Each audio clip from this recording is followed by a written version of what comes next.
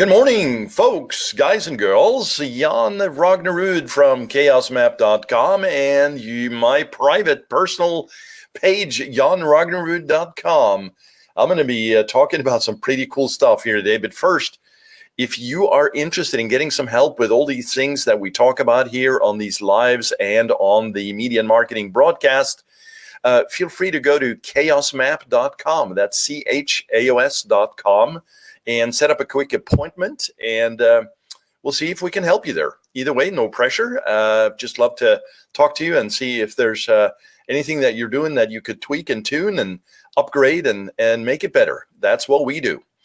Plus, of course, we service the accounts too, so that's an opportunity as well. But anyway, today I'm going to talk about a simple strategic change that you can make to your e-commerce platform, whether it's Shopify, Magento, WooCommerce. You know, there's several players, obviously, in the marketplace. We tend to fall into two camps, primarily Shopify and WooCommerce, but also Magento. Today it's pretty exciting because, frankly, there's a lot of discussion about the sort of the changes at Facebook, right? And we obviously saw Zuckerberg last year in front of Congress and the senators asking all kinds of wild questions. And we just learned today that there's a massive penalty. Actually, we knew about this, but hanging over Facebook's head, right? But they just had the Q1 earnings report and had a tremendous, scaling it up, right? 2.38 billion monthly users, 2.5% up from the previous quarter, pulled in 15.08 billion in revenue, mostly advertising, right? I mean, it's pretty amazing. And if you're driving traffic from Facebook, even though it's getting more expensive and people are coming on in droves, I think last number I heard was 7 million advertisers out there. Yeah, I mean, where are they all, right? I'm in groups where there's, 50 to 100,000 people, advertisers or folks who are like you trying to figure out the Facebook world, right? Especially when it comes to advertising and paid ads there. But there's tremendous growth, tremendous opportunities still. And if you do this right, you can really turn things around. So if you have an e-com site or thinking about, building one, Shopify is a great way to start. In fact, I recommend it, and especially because it is tightly integrated with Facebook, especially about the things we're going to talk about today. And if you're watching live here, you are seeing a pretty intense, it actually looks intense at first, but I'm going to take you through it, a workflow for a traditional e-commerce website. And I'm going to share with you what you need to do here to make this have a big positive effect for you going forward. And by the way, just on a quick note here, if you want to go, if you're looking at this on live right now or on YouTube, I put up a link here at the very top. You can go to my website here, of course, as I mentioned, but also if you go to bit.ly/JON podcast, Jon podcast, that'll take you straight to all the episodes that I do daily out on iTunes, Stitcher, Google, Spotify, etc. So I look forward to seeing you there. And please like and share and subscribe. All of the feedback that I get essentially allows me personally, egotistically, to rank and show up higher. And that allows others to see this as well, which means we all are creating a better community for this type of quality information. And I hope this helps you. So let's dig in here. What I'm essentially showing here, so if you're coming in on the podcast and maybe you're driving or jogging here right now, I'll kind of visually describe this for you as well. But essentially, it's a standard sort of e-com funnel, right? Where you have the potential customer enters the site, typically the homepage, depending on how you drive traffic here. It could come in from organic, obviously paid. We're talking about Facebook today, or we're talking about Facebook a lot, actually. But obviously, you have Google, you have Taboola, Yahoo, Outbrain, native advertising, many different ways in which you can build up these audiences and drive traffic both, right? So what we are talking about specifically here, and this is the big reveal I'm going to share right out the gate, it's the opportunity to retarget. In the previous episode yesterday, I talked about, building the know, like, and trust through video sequencing. It's the same thing here. If you are driving traffic through Facebook or say Google Shopping or organic and search engine optimization, well, it's going to come down to a number of different sort of variables that will make this potential customer do business with you. One is, of course, as I just mentioned, the know, like, and trust. Another is going to be price shopping. They're just a click away from checking out your competitor. Some of the folks who are a little more advanced may just decide that, hey, this looks like it's probably a intermediate site for AliExpress. So I'm just going to go there and pick the product, right? Ultimately, it's about customer service. It's about pricing. It's about user experience. It's also about, touch points, right? Building these touch points, and a huge differentiator that's going to, really elevate your business if you're not doing that right now is retargeting. So this workflow really describes this to the nth degree, right? Through all these pages that I'm showing here right now. And this arrow that you see here on the right-hand side, it's kind of a circle and an arrow. Really, this is my own reflection on what this would look like. Anytime you see this arrow and circle in this diagram, it really means you have an opportunity to circle back, right? So comeback strategy through retargeting or remarketing, same thing, right? Just Facebook versus Google nomenclature here. And I'm just going to simply take you through it. And you can easily see how this kind of approach, this kind of model will elevate your business quickly. Now, what I'm not covering here is what to say in those ads and how to structure those ads, and what kind of creatives, from static to videos, et cetera, that you should use. I have many examples of this. So if you want to shoot over an email or a text message, that's fine. Email at support@chaosmap.com. All right. So let's go through some scenarios here. We'll start with a simple one. Potential customer enters the site. It could be, interiors pages, right? Product catalog pages, et cetera. But I'm just going to start with a workflow that says, hey, they come in on the top end of the architecture here, which is the home page.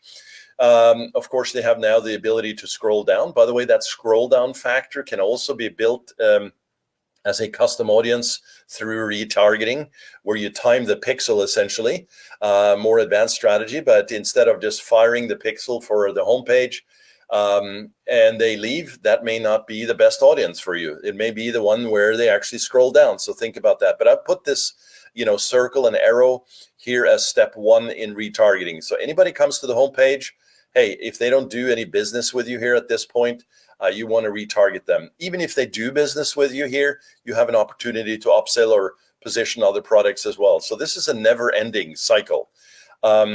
Second thing they do is they click on a product category or banner. You might have a specific banner at the top there, which is very typical. Feature of the month, feature of the week, special sales, etc.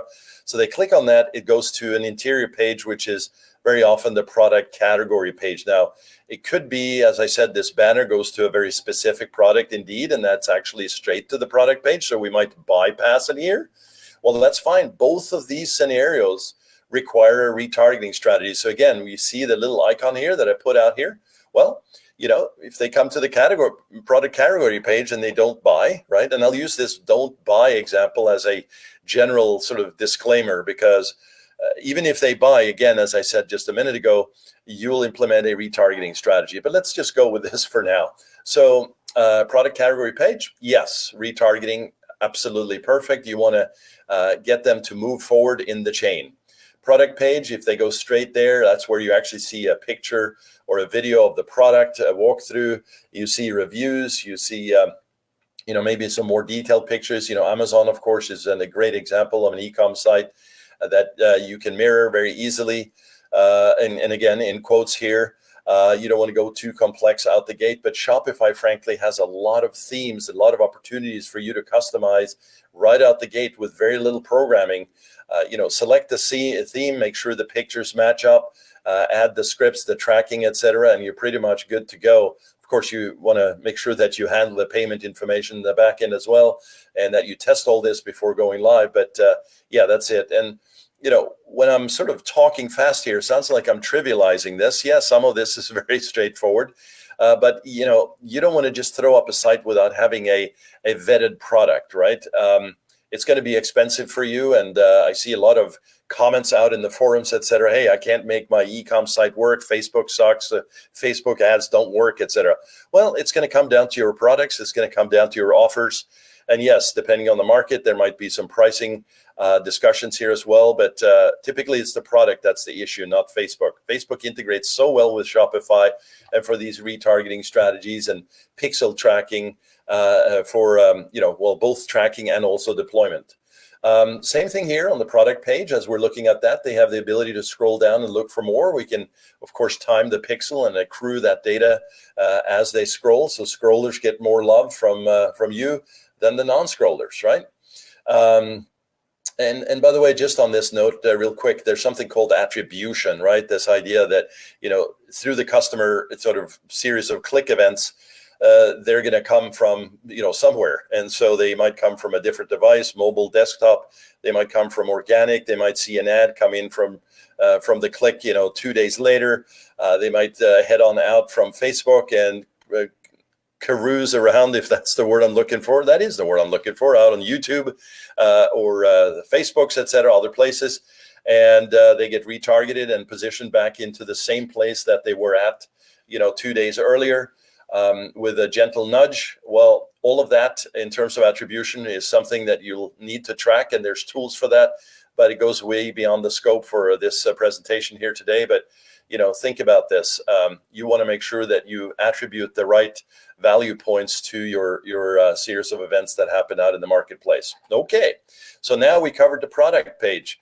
And what happens is, as they move through the funnel and they add the product to the cart, we're going to have perhaps something where there's a pop-up that confirms that, right? Well, that particular page also has an arrow and a circle to it. That's the icon down here where, essentially you get a confirmation for that piece added to the to your site, to the cart rather, and they may not continue at this point. Well, a perfect place for you to retarget with ads that call this out, and again, a gentle nudge, right? And that, here's where you can also create incentives for this. You can create sort of a sense of urgency and expirations, etc. There's many things you can also do on the site to elevate that with countdown timers, etc. Pop-ups that indicate, something that pushes them forward, right? But really, what we're talking about here is primarily now retargeting. So again, confirming to adding that item to the cart needs a retargeting. If they are a new person to your site, they're going to either log in as a guest or as their own sign up, right? That's another place. They may actually come in as a guest and stop at this point. A retarget opportunity. If they continue as a guest or login, they're going to get to confirm shipping page. And again, the order here may change for you. This is a typical workflow that we work within, but here is another opportunity. They are confirming the shipping page, but they don't do anything else, right? You can clearly see now the series of events that go through this chain, where every step of the way there's an opportunity for this retargeting to happen. Next step, right? Confirming payments page. Well, this is big. You really have warmed them up here now, and you have an ability to retarget. And by the way, there's different retargeting levels here. Within Facebook, you have different events that you can track as you go through. I'm sort of using a top level approach here of just simply going to the page URL. But actually, the best approach for this should be to actually add script code within the code that tracks this by, code, essentially. All of this is code, by the way, so it just looks a little bit different.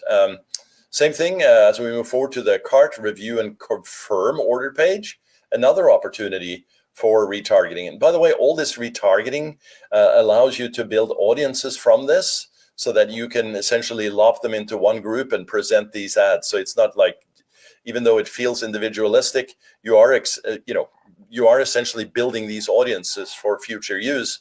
And you also have the ability to present these ads within a time frame, right? So it's a 3-day or a 7-day, 14-day, etc. So you have to structure this in a way that makes sense for the workflow and for any particular products that you have available within a time frame, any launches that you have, etc. That's got to be all mapped out. And of course, on the order confirmation page, the sale is made, everybody's happy, and customer service and the shipping department gets to do their work, right? Well, I put also here retargeting. Well, why is that? Well, this could now simply be an opportunity to retarget for, hey, thank you for your purchase. Just want to welcome you to our family. And here's a free gift for us that we've just added to your. It's just another, you're advocating for your customer in this case. Very, very cool move. Nobody really expects that, right? So that's a cool way for you to stand out. Now, also, what you can do here is make sure that you have that code on there to be able to retarget them later with other products, right? So you bought X, now you can get Y for a discount. All of these offers can be tuned and tweaked and put together in such a way that it feels natural and not sort of in your face, right? And builds a natural relationship and a style of communication that matches your brand. I was going to say brain, but pretty close, right? Brand. So if you think about it, anything that you're currently doing in an e-commerce realm and not leveraging this type of data manipulation and suggestive messages based on patterns of behavior, well, you're losing out, right? And by the way, you may have not as an extensive a situation as what I just described. It may be a simple product written up or developed in WooCommerce.